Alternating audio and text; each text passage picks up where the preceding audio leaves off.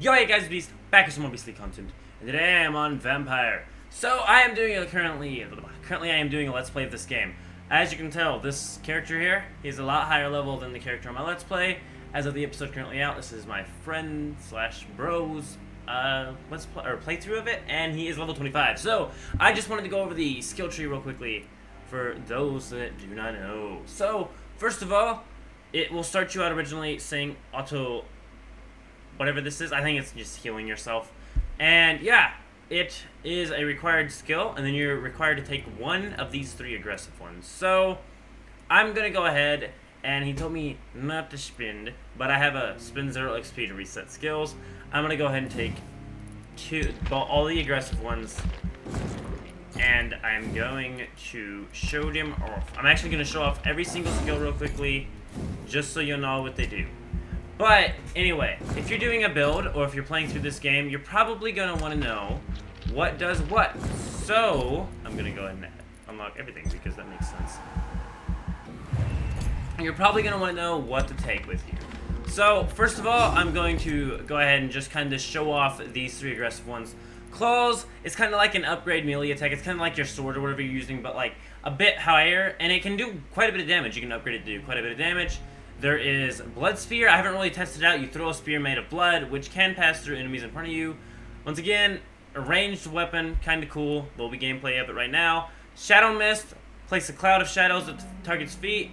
The cloud will explode after a short time, causing heavy damage. It can also cause them to stagger or to fall down completely, making it easier to defeat. And then, of course, we have ourselves the body training, which is just increase your health, increase your stamina. Pretty self-explanatory. Definitely something you should probably go into. Blood increases your blood capacity. Once again, that's a little red bar. The red bar is just kind of what allows you to do these aggressive and ultimate and tactical and defensive skills. And then Big Thirst increases the absorption when you use bite in combat. It means you get more blood as you bite people. So the more you bite, well, every bite you do takes more blood, so you can absorb more blood. Kind of useful. I don't know. It's useful. I feel like I'd go for that one over increase your blood capacity, just because you're probably not too worried about having a big blood bar so you can stack blood or anything. You're probably trying to get just some blood so you can pull off stuffs on the flash, get a quick bite, get a full blood bar. I'd probably go for Big Thirst over working on blood capacity. Just saying. Cartridge Bag, increase the number of bullets you can carry. That's for if you're using guns, otherwise it's really, really worthless. I don't really like guns. I have zero use for it. Medical Bag, you can now carry 3 serums on you if you do a lot of crafting on serums. Serums are like little things that can heal you. You craft them at the crafting table. Pretty self-explanatory. I don't really use serums at all. Once again, I like just being a vampire. Fast Regeneration, increase your life generation when using bite in combat. That means when you bite people, you regenerate health. So, this one I have thought about maxing out all the way, because it will give you 50% of your health back over a bite if you max it all the way out. That's pretty good. Get 2 bites off, you're full health again. Hard biting, this here, no. This here is a skill in which gives you... It increases the damage you inflict when using bite in combat. So, very, very useful, very nice. I actually really like maxing it out, because if you can take half their health down, get 2 bites off and wipe them, really nice. I'm not going to tell you specific builds here. I may have some other specific builds. I'm just going to quickly explain to you what everything does and show you all the ultimates. There's Rage, there's Abyss, and there is Blood Cauldron. Blood Cauldron, I'll have gameplay up right now. I really don't like it. It just kind of shoots like blood bolts out at people. And it's not really that good. We have Abyss. It creates like this shadow thing that like... It's like an upgraded Shadow Mist, basically, but it does a lot more damage, and you can upgrade it to do even more. Towards the end, it can do up to 2,000 shadow damage, which is really good damage, but it's kind of expensive to upgrade things like this. Rage, it kind of just teleports you everywhere, attacking everyone around you. It's a attack all enemies sort of attack. It attacks everyone and just kind of melees them and portals you back to where you were standing. Really useful if you have a group of people on you. And once again, gameplay of all those will be on there. Gameplay of all the aggressive skills will be on there. For the defensive and the blood barrier ones. Blood barrier creates an invisible barrier, absorbing direct damage until it fades or is destroyed. Kinda cool, it's defensive. I don't know if I'm going to use it. You will block your target's blood in their veins, making them defenseless. Basically, they can't attack you, you can attack them. Spring, it kind of just leaps you forward at your enemy. I think it's useful. I actually have it picked. He never did unlock any tacticals. I just now unlocked it. Shadow Veil drains your stamina to fade into the shadows and become invisible to most enemies. Moving in this state will drain more stamina. You will exit the shadows if you attack or dodge when your stamina is empty. It's basically like a little cloak sort of thing. So we're going to go ahead and accept, and we're going to show off every single one of these. I am not going to be recording to do that. But yeah, hopefully that was a good enough explanation of... I do not need to worry about his health status. Ignore all this. This is nothing important. Alrighty guys, so after going through and testing every single one of the skills, as well as just telling you them all, I'm going to tell you some personal opinions on what skills I do believe that are the best. First things first, when doing your build, or just when picking skills, you've got to realize that you can only have 5 skills. One of them is going to be your ultimate. It's one of the 3 ultimates. You gotta choose one of those. The end. I'm not even level 10 yet on this character, but I will be soon enough. I just have to continue my playthrough of this game. But as I was saying, you have to be at least level 10. So, you have to have at least 1 ultimate. So your ultimate will take up a slot, and then you have 4 slots to take up either an aggressive, a defensive, or a tactical thing. You could take all defensive and fill up the 4 slots to be done with. You could take 3 aggressive and a defensive, take all the slots filled up. You could take 3 aggressive and this skill and be all filled up with your slots. Let me go ahead and tell you personal opinions on every single skill though. This skill here is auto, whatever that word is. It gives you 200 healing instantly. However, if you were to take the skill in which you get health back from biting, you could, instead of worrying so much about having this skill on you and healing up from that, you could just have quick regeneration and regenerate from biting people. So that's a starting out skill, very good. Once you get your bite up for regeneration, maybe not the best skill. Of the aggressive skills, which one do I think is the best? Originally, I was going to say Shadow Mist. I really enjoy Shadow Mist. You can throw the mist out. You've seen gameplay of it. You may be seeing some now. You throw the mist out. It explodes after a short time. It can knock enemies down. It's pretty alright. However, the skill I actually really like is Blood Spear.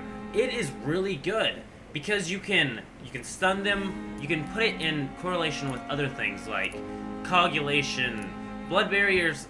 It's not the best thing if you're just trying to use this one, but it's still a really good skill. We'll get to that in a second. But Blood Spear, it throws out and it's semi-ranged, but it's so close up, does the same amount close up or semi-ranged. Not very bad at all. Really do like Blood Spear. As for claws, I am not the biggest fan of it. If you're gonna build your build around claws, good for you. I'm not the biggest fan of claws. My favorite one has got to be Blood Spear. I'm gonna keep Shadow Mist for now on here. However, Blood Spear is actually really good, and I was mind blown at how good Blood Spear was.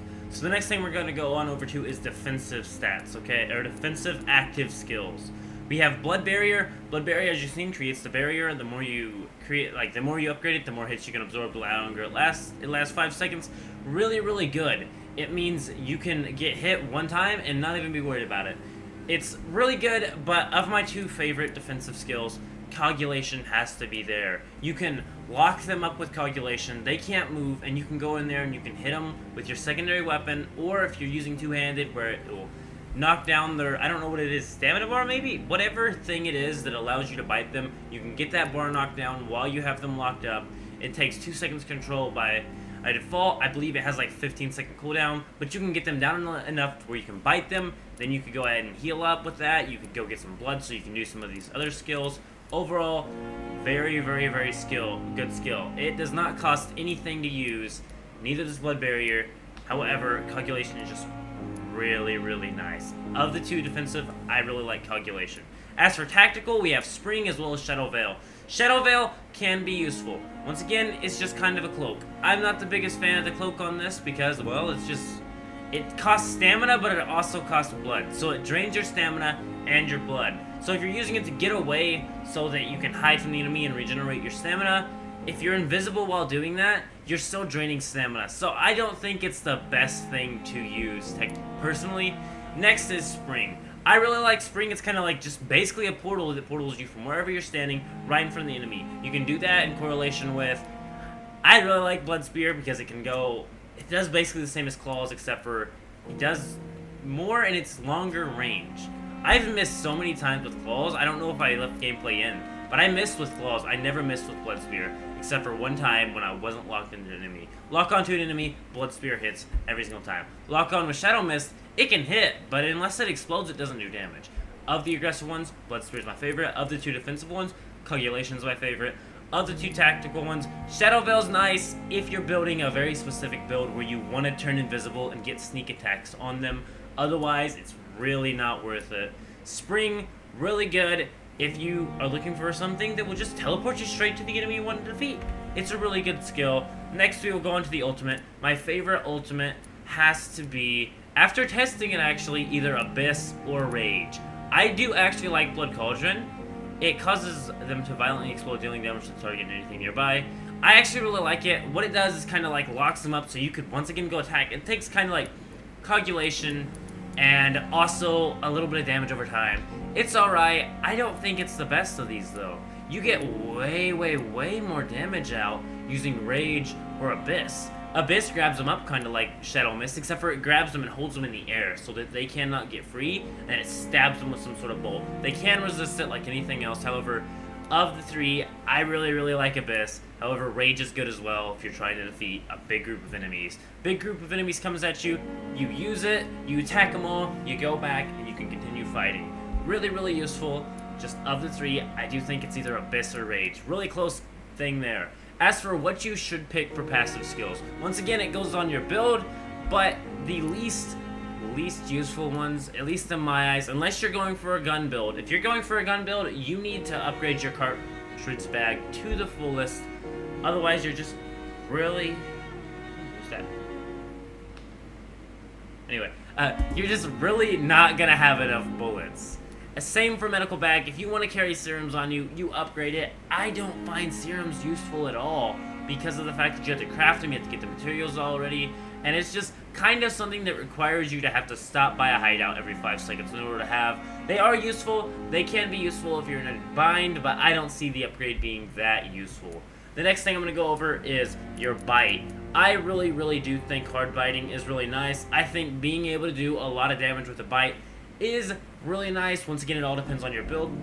My best one, or the best part about bite, I would say of the 2, is fast regeneration. Being able to regenerate your health after biting is definitely really, really good. It means you can leave auto, whatever this word is, at home, okay? You don't have to bring that. That gives you room for an extra aggressive skill, an extra defensive, maybe an extra tactical.